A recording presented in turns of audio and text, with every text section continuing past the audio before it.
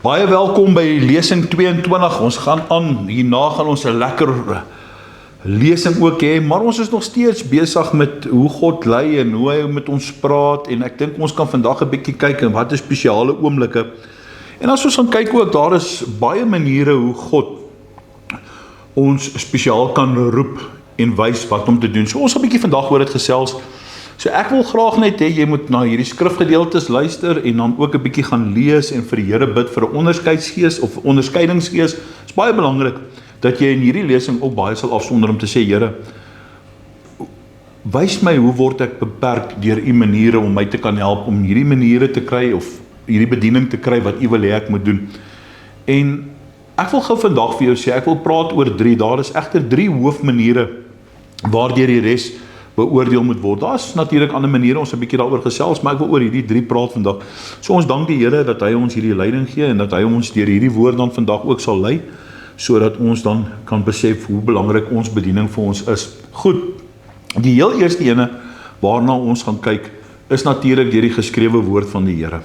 Nou wanneer ek gaan kyk, ek lees gou vir jou so 'n paar versies hierso saam, Psalm 43, sy stuur u lig en u waarheid, hoor daar, Psalm 43 vers 3 is op die skerm, stuur u lig en u waarheid, laat die my lei, laat die my bring na u heilige berg en na u woninge toe. Daai is nogal baie mooi. En dan ook uit Spreuke 6, en dan lees ons daarvan af vers 20 saam, tot 23 sê hy, bewaar my seun die gebod van jou vader, hoor wat sê hy, en verwerp die onderwysing van jou moeder nie. Bind dit gedurig op jou hart, hang dit om jou hals, mag dit jou lei as jou wandel, oor jou wag hou, as jy slaap, en jou toespreek as jy wakker word, want die gebod is 'n lamp, en die onderwysing 'n lig, en die teregwysing van tug 'n weg tot die lewe. Dit sê so baie dinge. Dit sê vir ons so baie dinge. Psalm 119, ekskuus tog vers 105 kom en dan sê, hierdie is baie mooi, hy sê, u woord is 'n lamp vir my voete, of voet en 'n lig vir my pad. En dan vers 133, maak my voetstappe vas in u woord, en laat geen ongeregtigheid oor my heers nie. Wanneer ons gaan kyk na die geskrewe woord, dan sien ons in elke situasie, enige tyd in ons lewe, van elke gelowige. In hierdie woord kan ons maar gaan kyk hoe hierdie woord al in ons lewe ook afgespeel het en hoe ons vergelyk kan word met dit.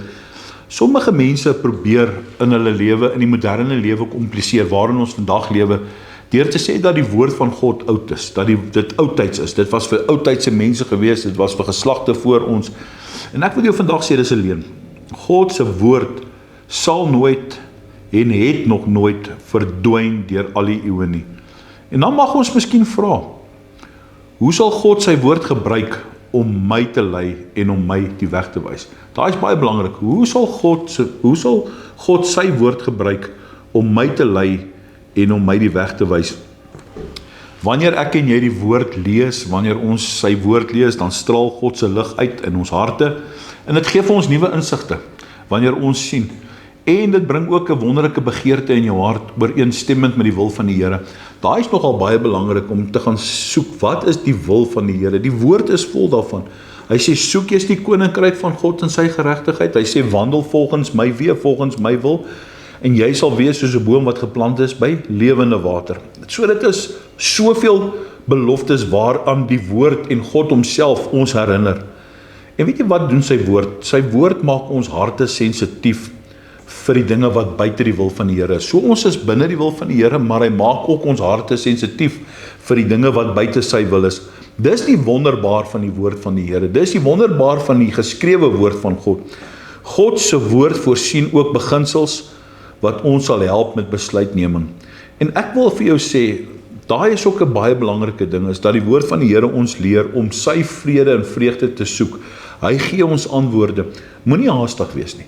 So wanneer ek en jy op 'n punt kom waar ons is, en dan besef ons, maar luister, ons moet die wil van die Here soek, dan moet ons ook gaan kyk, wanneer dit by besluite kom, wat sê die woord rondom die besluite? Hoe doen ons dit? En ek sê altyd, wanneer ek vrede in my hart het, die Here gee dit vir jou, die Heilige Gees gee vir jou hierdie vrede in jou hart, en dan deur die woord gee hy ook vir jou dan antwoorde. Wanneer ons goed bekend is met God se woord, wanneer ons goed bekend is, met ander woorde, wanneer ons geduldig in sy woord is, wanneer ons sy woord soek en dit lees, die boekrol eet, soos Jesaja vir ons sê, is ons veilig. Ek wil vandag vir jou sê, weet dit, omdat ons die leuns van die vyande sal herken. Wanneer die vyand sy leuns kom, weet ons sal dit herken. Maar baie kere, soms is ons te besig vir God, en dan wanneer ons in die moeilikheid beland, dan probeer ons om hom te forceer om met ons te praat. In 1 Samuel, hierdie is ook 'n deel van jou taak, of ek wil dit vandag vir jou gee, uitvoering, gaan lees 1 Samuel 28, 27, van vers 7 tot 25, toe Saul probeer het om God te forceer om met hom te praat, en gaan kyk, hy het selfs dan ook na die heks toe gegaan, en sy antwoorde by die heks gaan soek. So, dan sien jy maar presies wat gebeur daar. So, ek en jy sal altyd hierdie innerlike vrede kry. Die tweede ding waaroor of die tweede gedeelte wat ek met jou wil praat vandag, is die voorneme van die Heilige Gees. In Johannes 14, vers 26 sê die woord, maar die Trooster, die Heilige Gees, wat die Vader in my naam sal stuur, hy sal julle alles leer en julle sal herinner aan alles wat ek vir julle gesê het. God kan wat ek noem geestelike gevoelens gebruik om ons te lei. So geestelike gevoelens is 'n vrylating. So wat is dit? Dit is 'n vrylating van vrede en geluk. Wanneer God se Gees aan ons gees bevestig dat die besluit wat ons maak die wil van die Here is. Hoor wat sê hy? Dit is 'n vrylating van die vrede en geluk. Wanneer my en jou gees, of ons gees en God se gees, by mekaar uitkom. En so kan jy ook Johannes 16 vers 13 gaan lees, en Handelinge 11 vers 12. Baie kort, ek wil net vir jou sê dat die Heilige Gees ongelooflik sensitief is, en hy druk dit op ons hart, en ons moet baie sensitief wees ook vir die Heilige Gees. Die derde gedeelte waaroor ek wil praat, is deur die goddelike voorsiening, of goddelike benoeming. Psalm 32, hoor hoe mooi is hierdie, hoor hoe kragtig is hierdie. Vers 8 sê, ek wil jou onderrig en jou leer aangaande die weg wat jy moet gaan. Hoor daar. Ek wil raad gee, my oog sal op jou wees. Vers 9. Wees nie soos 'n perd, soos 'n meelesel, ekskuus tog, wat geen verstand het nie, wat 'n mens moet tem met toom en teel as sy tuig, anders kom hy nie naby jou nie. So daar gee hy vir ons presies wat ons nie moet doen nie, en wat 'n verstand ons moet gebruik. Goddelike voorsiening kan in 'n gebeurtenis gesien word, of deur 'n wonderbaarlike tydsgebeurtenis. En God kan ook deur ander maniere met my en jou gesels, of met ons praat. Natuurlik, ek sluit dit nooit uit nie, en ek wil hê jy moet dit baie mooi verstaan, deur die profesie, deur die woord, wat kennis word, of selfs ook, en selfs dan ook deur visioene, en dan natuurlik die drome. Hulle waardes moet nooit verontagsaam word nie. Dit is baie belangrik, want in die laaste dae sê die Here, sal julle gesigte sien, julle sal drome droom, daar sal visioene kom, en God sal natuurlik daardeur praat met julle, veral wanneer dit kom van die Here. Ek wil vandag vir jou sê, baie kere vra mense vir my, kan ek 'n droom uitleen? Dan sê ek vir hulle, maar weet jy wat, jy moet oor die droom bid, jy moet die Here vra om oor hierdie droom te bid. As dit van die Here af is, sal dit in jou lewe realiseer, as dit nie is nie, kan jy dit verwerp dit dadelik. En dit kan ook dan 'n getuie wees vir jouself, of dit van die Here afkom of nie. En God lei ons natuurlik deur 'n visioen of 'n droom. En baie wat nou vir my ook uitgestaan het, is wat baie Bybels is, byvoorbeeld in Handelinge 9, het God met Paulus en toe met Aeneas in 'n visioen gespreek. Jy kan dit gaan lees, het hy albei laat die visioene sien. Paulus het Aeneas gesien, en Aeneas het Paulus se gesig gesien. Dis hoe God dit toegelaat het. En dan natuurlik is ons opdrag ook dan bid vir die vir onderskeidingsgees, en oordeel elke stukkie van lyding met wysheid en 'n vriendelike gees. Moenie met vrees dinge aanpak nie.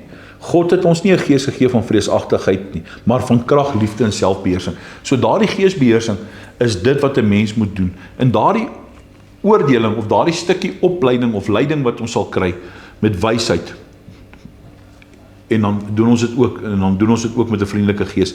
So ja, dankie, dis lesing 22, so dis die maniere hoe God dan met elkeen van ons praat, net ietsie. So dit is baie belangrik, dat ek en jy altyd vir die Here vra, Here wys vir ons uit, gee vir ons luister, ons oor is oop, ons hart is oop, ons het 'n gesag vir die woord, en ons het 'n liefde vir die woord, so, ja, kom en dan doen ons dit so, en ek dink dit is baie belangrik, dat ek en jy, hierdie goddelike voorsiening, hierdie gebeurtenis wat om ons gebeur, altyd as 'n wonderbaarlike tydsberekening, God is nooit laat nie, hy is altyd perfek. Geseënde lesing vir julle verder, geniet hom, gaan kyk 'n bietjie, moenie veronagsaam nie, moet nooit die woord van die Here veronagsaam nie. En weet jy wat, daaruit sal 'n getuie kom, en jou getuie sprei daaruit ook, dat jy deur jouself as 'n werktuig of 'n instrument beskikbaar te stel, kan jy ook vir ander mense help tot redding. Jesus seën.